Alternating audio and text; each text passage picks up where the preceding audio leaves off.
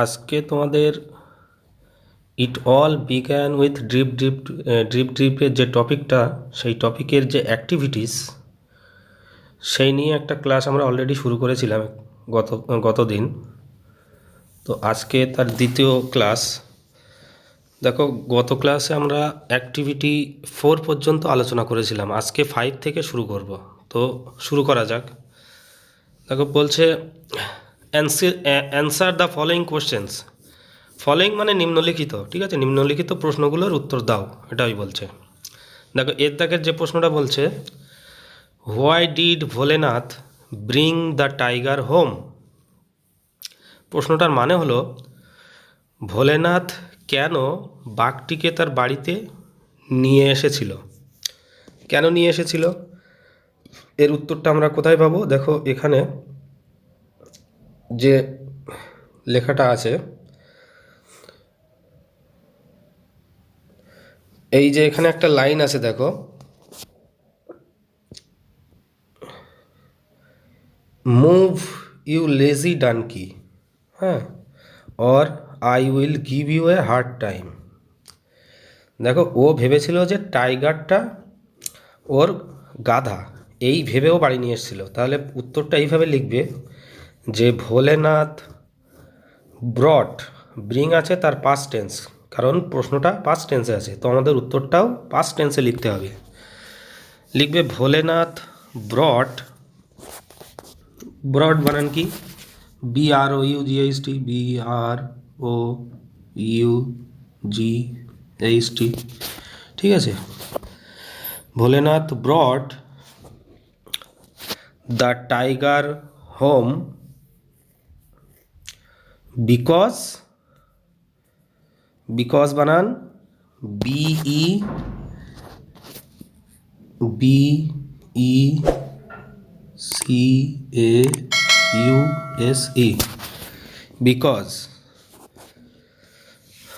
Because he thought, সে ভেবেছিল, ঠিক আছে। থট বানান কি? থট বানান হলো THOUGHT,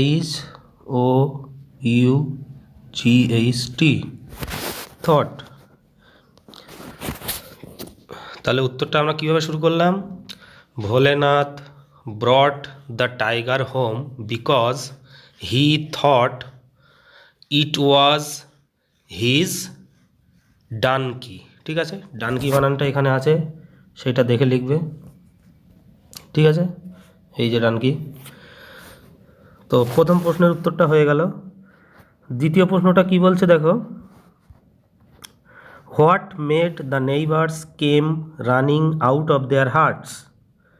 what made the neighbours, দেখো প্রত্যেকটা প্রশ্নই কিন্তু পাস্ট টেন্সে আছে, প্রশ্ন সাধারণত পাস্ট টেন্সেই থাকে, তো আমাদের উত্তরগুলোও কিন্তু পাস্ট টেন্সে লিখতে হবে। সেটা পাস্ট ইনডেফিনাইটে থাকতে পারে, বা পাস্ট কন্টিনিউয়াসে থাকতে পারে, পাস্ট পারফেক্টেও থাকতে পারে, ঠিক আছে। যে যেমন টেন্স থাকে সেই টেন্স অনুযায়ী উত্তরগুলো লিখতে হয়।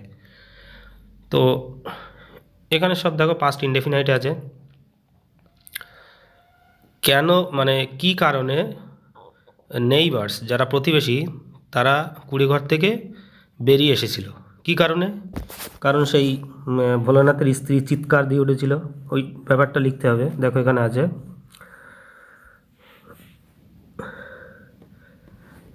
উত্তর লিখবে এখান থেকে যে ভোলেনাথস ওয়াইফ, অ্যান্সারটা এখান থেকে লিখবি, Bholenath's wife discovered the tiger tied to the tree and screamed in fear। এই পুরো লাইনটাই লিখলে, লেখার পরে এখান থেকে এটা জুড়ে দেবে। সো মানে ফুল স্টপ দেওয়ার পরে লিখবে, পরের বাক্য শুরু করবে, সো দ্য নেইবার্স, কাম আছে, কেম লিখবে, came running out of their hearts, ঠিক আছে। কাম আছে, তার পাস্ট টেন্সে লিখবে came. So the neighbours came running out of their hearts, ঠিক আছে। বিদ্যাগের অ্যান্সারটাও হয়ে গেল। 3 নম্বর কোশ্চেনটা কি বলছে, why were the villagers relieved, কেন গ্রামবাসীরা স্বস্তি পেয়েছিল। কেন পেয়েছিল? কারণ সেই টাইগারটি ওই জঙ্গলে পালিয়ে গিয়েছিল বলে। ঠিক আছে, ওই ব্যাপারটা লিখতে হবে। দেখো এখানে আছে, এই যে এখান থেকে লিখবে, দ্য টাইগার, এই যে the tiger disturbed and confused by all the people had chewed through the rope and লিখবে তারপরে, ঠিক আছে, and it ran away to the jungle। ঠিক আছে, এই পুরো লাইনটাই লিখবে, দিয়ে ফুল স্টপ দেবে, তারপরে লিখবে দ্যাট ইজ হোয়াই বলে একটা শব্দ লিখবে, যে দ্যাটস হোয়াই, পরের সেন্টেন্স শুরু করবে এরকমভাবে, আমি লিখে দিচ্ছি,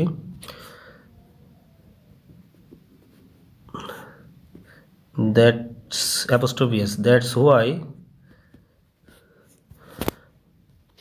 দ্য ভিলেজার্স ওয়ার রিলিভড। এই যে এই লাইনটা লিখবে, দ্য ভিলেজার্স ওয়ার রিলিভড। ঠিক আছে, 3 নম্বর কোশ্চেনটা হয়ে গেল, বা সি এর দাগের কোশ্চেনটা হয়ে গেল। ডির দাগের কোশ্চেনটা কি বলছে দেখো, ডির দাগের কোশ্চেনটা বলছে, how did the king reward Bholenath for his bravery. কীভাবে রাজা ভোলেনাথকে তার সাহসিকতার জন্য পুরস্কার দিল। ঠিক আছে, রিওয়ার্ড মানে পুরস্কার, পুরস্কার দেওয়া আর কি। কীভাবে দিল সেটা আমরা এখানে দেখলে বুঝতে পারবো। দেখো এখানে যেটা বলছে, soon the news of Bholenath's bravery reached the king. এটা লেখার দরকার নেই, লিখবে the king made Bholenath commander in chief of the king's army. এই লাইনটা লিখবে, ঠিক আছে, আগের লাইনটা লিখতে হবে না। The king made Bholenath the commander in chief of the king's army,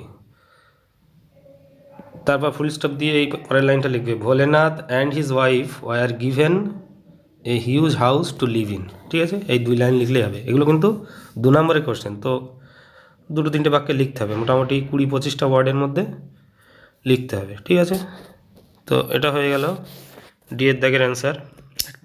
তাহলে আমাদের অ্যাক্টিভিটি 5 কমপ্লিট হলো। তারপরে অ্যাক্টিভিটি কি আছে দেখো, এখানে অ্যাক্টিভিটি 6 যেটা আছে বলছে, write T for true and F for false statements in the given boxes. ঠিক আছে, কোনটা ট্রু কোনটা ফলস সেটা বক্সের ভিতরে লিখতে হবে। কেমনভাবে লিখতে হবে? ট্রু হলে টি লিখতে হবে বড় হাতের, আর ফলস হলে এফ লিখতে হবে বড় হাতের। আর কি বলছে, give supporting statements for each of your answers, এবং প্রত্যেকটা অ্যান্সারের জন্য তোমাকে যুক্তি দেখাতে হবে। ঠিক আছে, সাপোর্টিং স্টেটমেন্ট মানে তুমি যে ট্রু দিচ্ছ সেটা কেন ট্রু দিচ্ছ তার সপক্ষে যুক্তি দিতে হবে, মানে একটা লাইন তুলে দিতে হবে টেক্সট থেকে। আর যদি ফলস দাও, কেন ফলস হচ্ছে বা কোন লাইনটা দেখে তোমার ফলস মনে হচ্ছে সেই লাইনটা এখানে তুলে দিতে হবে। ঠিক আছে, তো প্রথম যেটা আছে দেখো, Bholenath did not know how to ride A horse. এর দাগের কি কোশ্চেনটা কি বলছে, ভোলেনাথ জানতো না কিভাবে ঘোড়ায় চড়তে হয়। তো এটা আমরা গল্প পড়ে জানতে পেরেছিলাম যে হ্যাঁ সে সত্যিই জানতো না, তাহলে এটা ট্রু। এবার কেন ট্রু হলো, এর সাপোর্টিং স্টেটমেন্ট দেখো, এখানে দেখলে বুঝতে পারবে, এর মধ্যেই আছে। তোমাদেরকে এটা খুঁজে বার করতে হবে। ঠিক আছে, টেক্সটটা খুঁজে বার করতে হবে। দেখো এই যে লাইনটা আছে, এই লাইনটা সাপোর্টিং স্টেটমেন্ট দিতে হবে। I don't even know how to ride A horse. ঠিক আছে, এই পর্যন্ত এখান থেকে। তো এটা এর দাগ হয়ে গেল। পরেরটা কি বলছে, the king sent Bholenath A magnificent elephant. বলছে রাজা ভোলেনাথকে একটা সুন্দর হাতি পাঠিয়েছিল। তাই কি পাঠিয়েছিল? তাই কিন্তু নয়, একটা শক্তিশালী ঘোড়া পাঠিয়েছিল, স্ট্যালিয়ন বলে একটা ওয়ার্ড আছে। তাহলে এটা হবে ফলস, এফ লিখতে হবে। ঠিক আছে, বক্সের ভিতরে এই ডান দিকে বড় হাতের এফ, এবং এর সাপোর্টিং স্টেটমেন্ট দেবে সেটা হচ্ছে, দেখো এখান থেকে এটা পড়লে বুঝতে পারবে।